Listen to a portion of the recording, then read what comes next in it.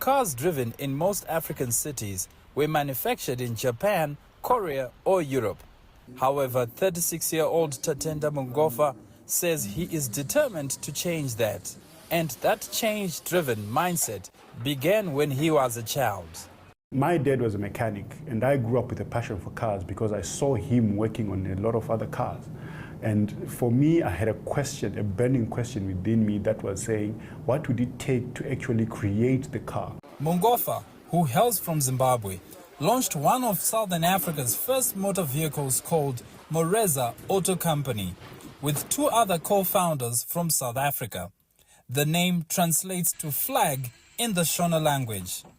Mungofa designs these cars by first drawing sketches and then working to transform them into actual prototypes.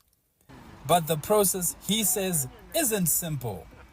The journey to get to this point has not been easy. The process alone to manufacture cars is actually quite daunting. In Africa, it's not heard of that you want to start a manufacturing operation from start, let alone in the automotive industry. According to the Zimbabwe National Statistics Agency, like most African countries, Zimbabwe relies on second-hand cars from Japan and Europe.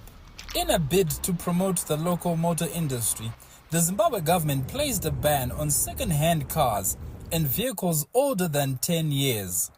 Zimbabwe's Minister of Industry and Commerce says, whilst other industries show growth in exports, vehicle imports still rank high on the list of imports in the country. We have struggled to address the trade balance. While our exports are growing, our imports are also growing at a faster rate than our exports. We have imported over the last 5 years more than $3 billion worth of motor vehicles, including buses.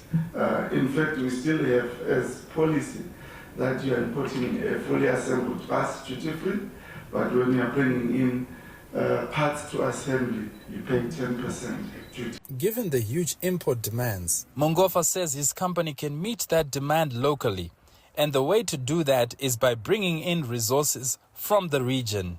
In South Africa, we are located in Pilanesberg. We have 300 hectares of land there where we are setting up our 25,000 square meter manufacturing facility. In Zimbabwe, we are sitting on 100 hectares that we intend to also build another factory. But our plan is to go throughout the whole continent, setting up assembly plants and distribution points so that we better service the African market. Given that most car manufacturing plants in the country have either folded or migrated to a more favorable market, Mungofa hopes to fill that gap. Keith Baptist for Voice of America in Harare, Zimbabwe.